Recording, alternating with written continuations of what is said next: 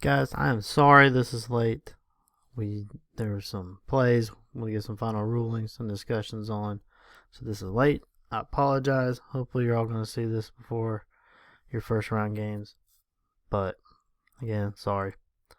Alright, so let's look at this game or this clip real quick. I'm just going to show you one play. But they lined up in this formation several times throughout this game. A couple of times later, they ran out of it. But remember, with the rule change this year, the casebook doesn't help you out because the casebook and the rule, they kind of disagree or they conflict each other. But remember, we gotta have five on the line and no more than four in the backfield. That's the requirements we gotta have. With five on the line, number 50 to 79. So in this play, this guy, he's virtually in no man's land. The casebook says that we are, as long as there's five on the line, 50 to 79, we make the formation legal. So, there's an inherent number of problems with just making that justification. It is what it is. That's casebook law at the moment. But if the formation is legal, but the play can be illegal if he goes downfield for a pass, like he does here. So we got an eligible downfield. And if he catches that, if he's the one that catches that, then we have illegal touching. We got to play it like that later on. But formation-wise, the casebook says it's legal. In reality, playoffs, you see this, talk to these coaches, tell him he's got to be up or on.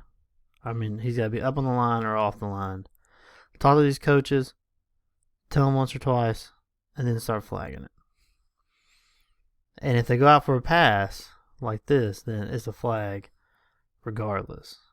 But I know casebook says make it legal, but there's an inherent number of problems that come with that. So hopefully that's going to be cleaned up next season. All right, here's a weird play. The crew got this right. They officiated this correctly. So you have a forward pass, deflected, and then caught. All this is legal. This is all legal so far. He's going to catch it, possess it, throw it out of the back of the end zone. That is a safety. Crew got this right. They did it correctly. I just want to play a little what-if game here. Now, there's a way that the offense can make this can do this legally and save 2 points. When it's deflected, instead of catching this pass, if he just bats it out of the back of the end zone, at that point it is then just an incomplete pass because you can bat the ball in any direction. So if he had just batted that backwards out of the back of the end zone, it saves him 2 points, and it's just an incomplete pass. I know it's kind of counterintuitive because batting is illegal in most cases, but you can bat a forward pass in any direction. Kind of a weird play.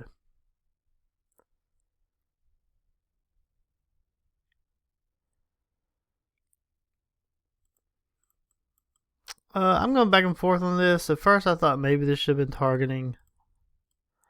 The crew did not call targeting. I think I'm okay with that. I like the error on the side of caution. I don't like the lowering of the head a little bit there. But I don't think he got him head to head. I can't tell that's shoulder to shoulder. But you also, thing to look at here, we have a loose ball. Both players are kind of going for the ball. It's high impact, high speed. So I'm okay with no flag here. This one, however, we correctly flagged this. So you have a player in a prone position. Ball's essentially dead now. And now he's going in, definitely going in head first. Even if he's going for the ball, there's no need to go head first like that. So that's flagged. I like the flag there. I think that's correctly called. That looked like a fun game to officiate. All that mud.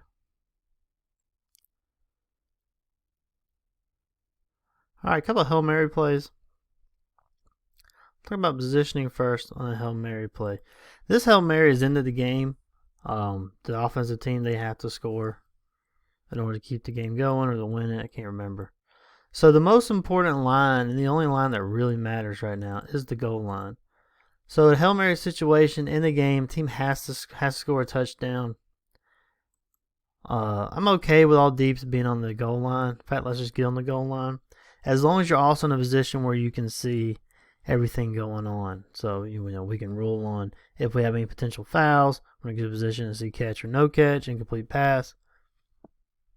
So as if we can do all that from the goal line, let's be on the goal line. Because that's the only line that matters at that point.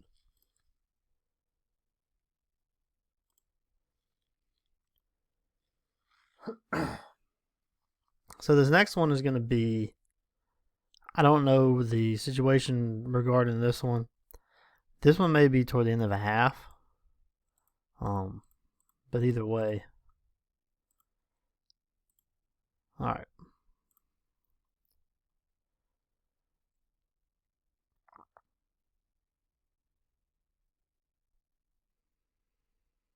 The only thing I don't like here, even though we got the back judge and the field judge essentially on the goal line, side judge is off the goal line and kind of walking.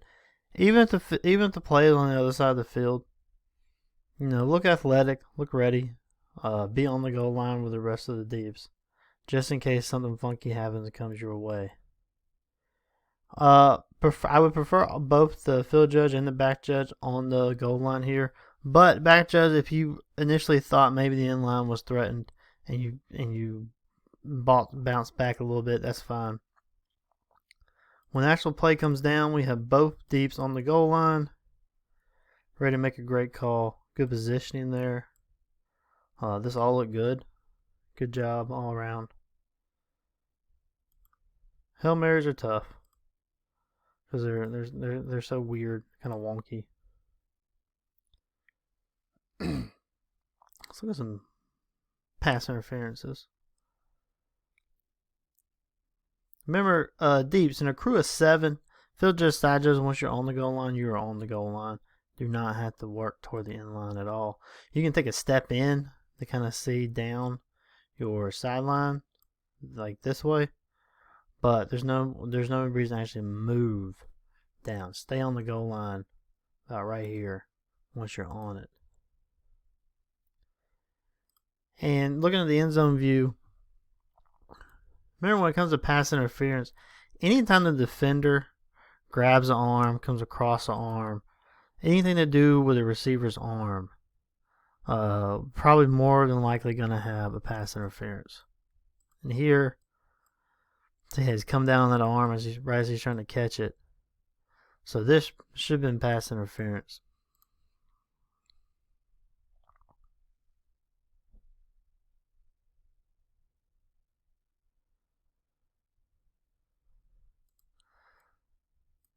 This one I'm actually leaning toward no pass interference. I don't see any I don't see anything that really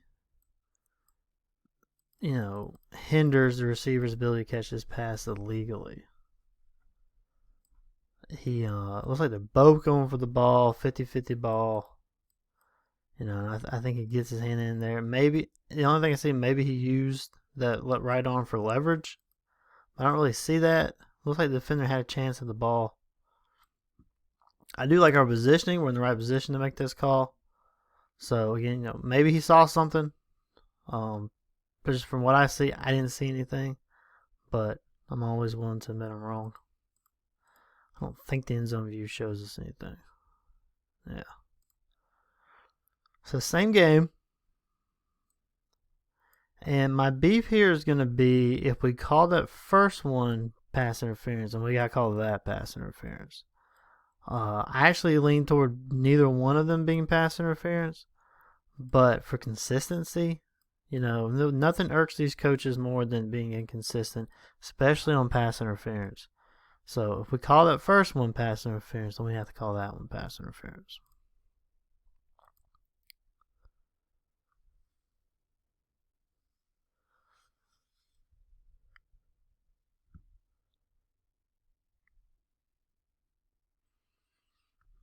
Alright.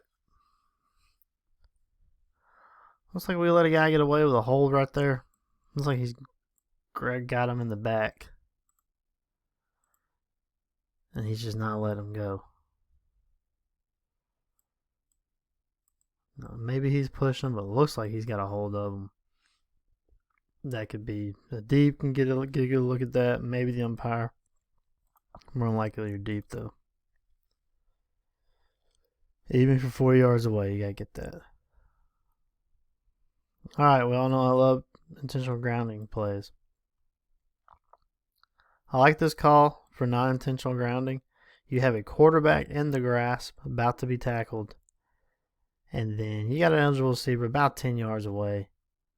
Okay with no intentional grounding there, especially with a quarterback about to be tackled.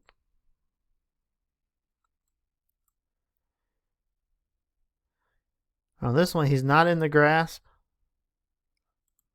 but we still got a receiver about 10 yards away, and we got a foul for the receiver being held. So, we don't know. That could have had something impacted it as well. But again, he's about 10 yards away. We'll let that pass for intentional grounding. So good job on both those and not calling that.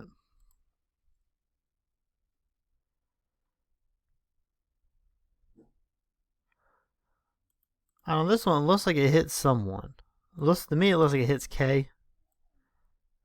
Right there. So we gotta have something. If either hit R or hit K. If it hit R, then we have a loose ball that K can recover. If it hit K, then we gotta have a beanbag for first touching.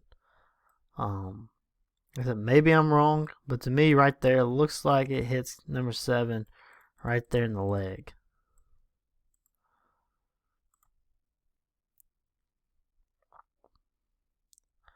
All right, Wings. This is why we stay on the line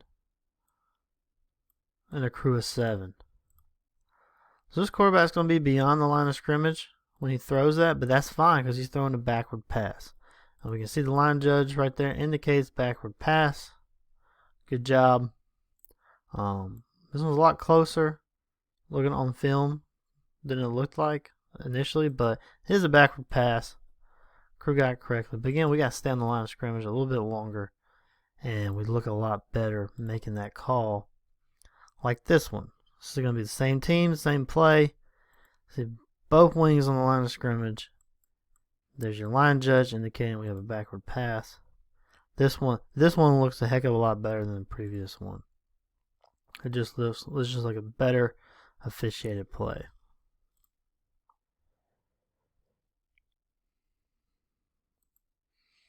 Alright, we're going to watch this tackle right here. We got shotgun, so his movements have to be immediate. So he's head up on him, so we're good there. It's close to being a delay, but that's I don't like it when they stand up and then go down like that. To me, that's the bit of a delay. So I think we should have called that. He's got to go immediately down. So see how they come up? He comes up and then goes down. That's a foul. That's not immediate. This one is hard to tell. So we have an end. They're in tight formation. So this end is inside.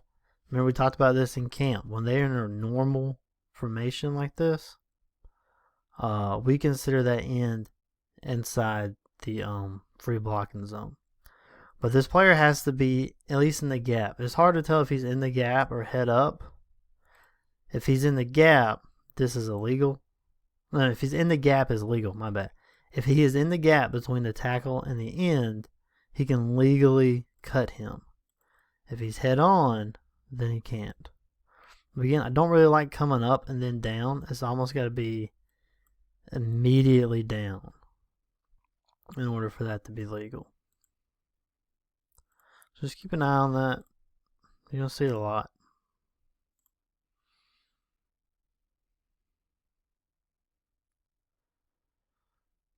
This is a good call for OPI. OPI is rare. It's got to be obvious. To me, that's obvious. And you can see the arm extension. Like he just bounced him off his route and then got open. So it took the defender a second to recover. That's all he needed. Now, pass is intercepted. So enforcement wise, you cannot get both. You cannot get the interception and the OPI. You have to decline the OPI in order to keep the interception. But it's a good call. Good job.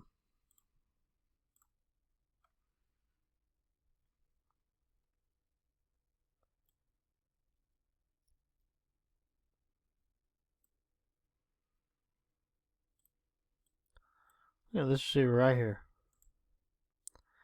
He's going to get chucked off his route there. That is holding, is defensive holding.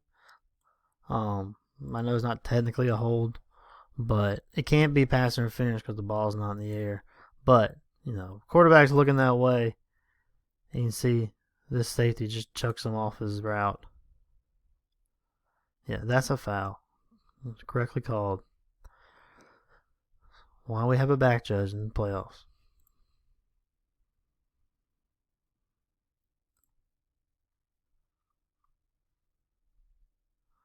Alright, back to that fun-looking mud game.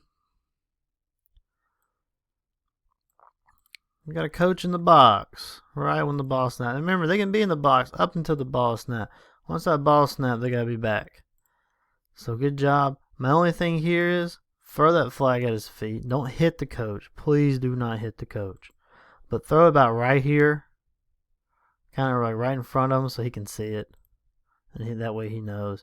And try to do some preventative officiating beforehand. Like if the snap is imminent and you see he's probably not making. I mean, this coach probably didn't do it on purpose. He's involved in the game. He's trying to get a play called. Trying to get a defensive scheme. He's kind of zoned out. He doesn't know where he is. Kind of yell up the sideline, hey, coach, get back, please. When the snap's imminent, if he makes an effort to get back, let it go. That's preventive officiating. You made your case known. But, if they're not, then just kind of throw it in front of him at his feet. Obviously, again, do not hit them. Do not throw it so close that you're going to chance to hit them. But kind of throw it out in front of here so they see it. Like I said, chances are they're not doing it on purpose. They're involved in the game. Now, once you throw that flag, you still got to be prepared to officiate. Remember, we want you taking a read step, 1 or 2 read steps back. So this doesn't happen. Because now we're caught. Oh no. So take your read steps back so you don't get caught and run up on.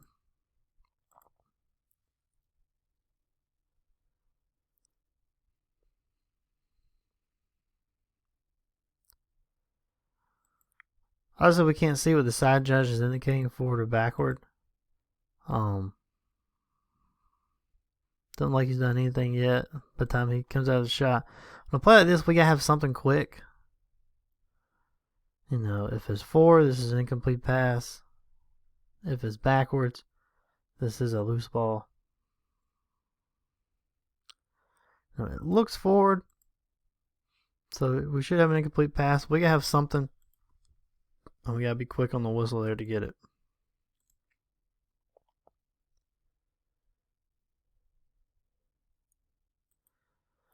Just a weird play, a little Tim Tebow jump pass. Just gotta be ready for stuff like this. And potentially, who was out for this pass? Make sure whoever goes out for the pass is legal. We had all those formations and number interceptions last week. So make sure who goes out for a pass like this. It's going to happen quick. Make sure they are legal. They are legal in this instance. He's off. He's on the line of scrimmage. Got an eligible number. But just be on the lookout for stuff like this. And of course, make sure this is a handoff and not one of those forward passes so you don't have 2 forward passes. But overall, just one of those tricky plays. Good call for running into the kicker. Mud is not an excuse not to run to the kicker. Some of you will probably disagree with me. Say, oh, well, you're a former kicker saying that. No. Bad footing is not an excuse for running into the kicker. Good call. Leave the kickers alone, please.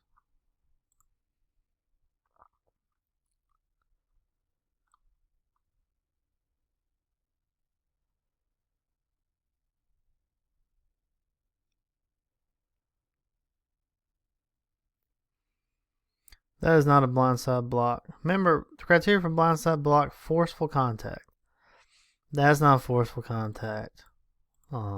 So let's lay off blindside block calls like that.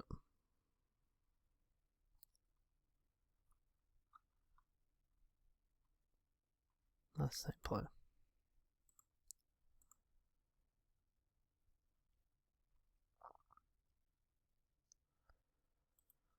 Need something.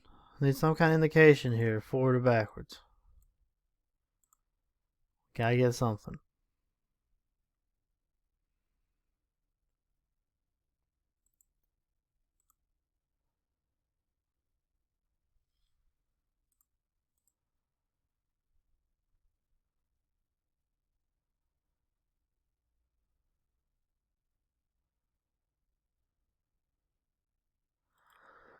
Back judges try to get on that inline a little bit quicker. As soon as you read the inline as a threat, especially if you know the field judge and side judge are on the goal line, go ahead and get on that inline. It's it's tough sometimes getting a read on this, but anytime you think it's even going to be close to being threatened, as soon as you read that, go ahead and get on the inline. See, we're snapping from the 26, so you should be on the goal line. You see some guys coming deep, and you think their pass can go over. Go ahead and get on that inline. Also, hey, we gotta stay on the goal line. Field judge, side judge. Remember, if our responsibility is the goal line, then we stay on the goal line. No need to come off. Back judge has got that in line.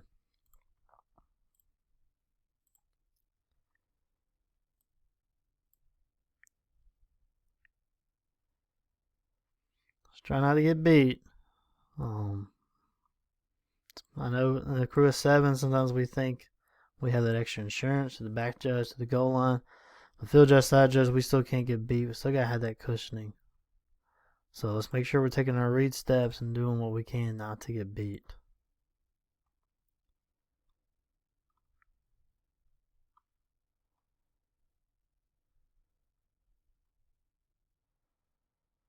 Remember, we talked about this. Pulling.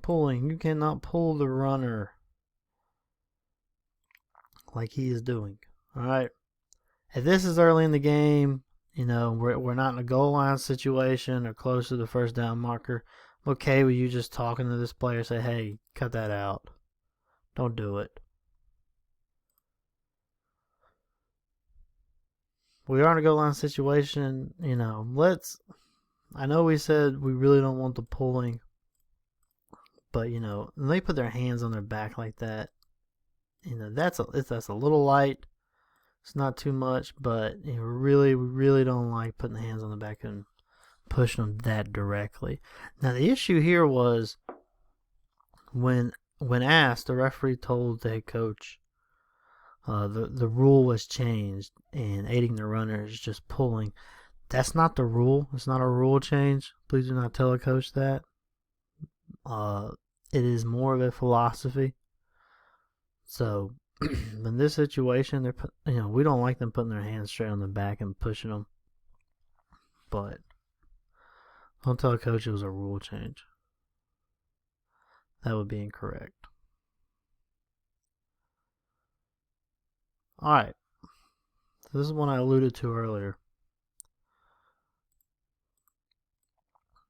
We're looking at this receiver right here, this inside receiver on the line. So we got a fake punt. Initially he stays and then he goes. And then he gets the pass.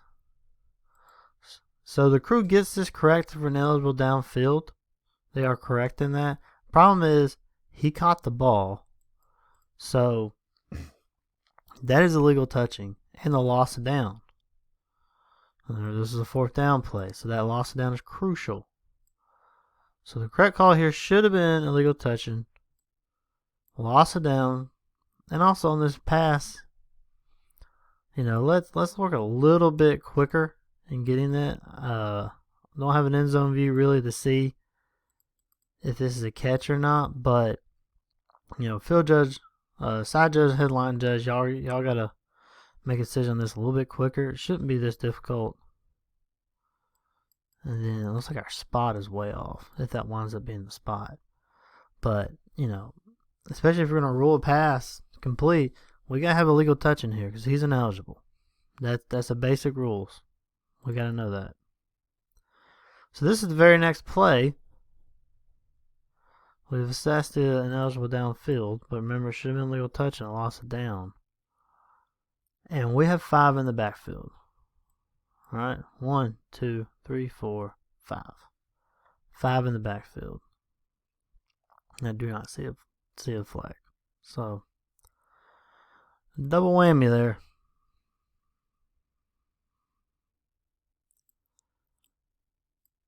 All right, this one. Let's count our offense. 1, 2, 3, 4, 5, 6, 7, 8, 9, 10, 11, 12. So they are in formation with 12. And then he's not even off field when the ball is snapped. So preventively, we should have had a legal substitution just to start with. But now it's pretty blatant. Ball's been snapped. We didn't stop it. Should have been legal participation. But we want to get the illegal substitution first. Looks like we may have got the participation. Let me see here. Here's the thing, guys. If we did get the illegal participation, that's fine and dandy. But it should have been a foul right here when he's actually in formation. So we cost the team 10 yards because we weren't doing our job to begin with. Now I know I shouldn't have had 12 in the formation. That's on them, but it's on us to count. So we got to do a little bit better job of that. So, essentially we cost this team 10 yards because they should have got the 5 yards instead of 15. All right, that's it for this week. Again, I apologize for being so late on this, but next week I will do better. I promise. Try to do better. Next week's Thanksgiving. Good luck tonight. Stay dry. Like another wet night in Georgia. Next week, it's Turkey Day. Happy Thanksgiving. And get ready for that third round of the playoffs.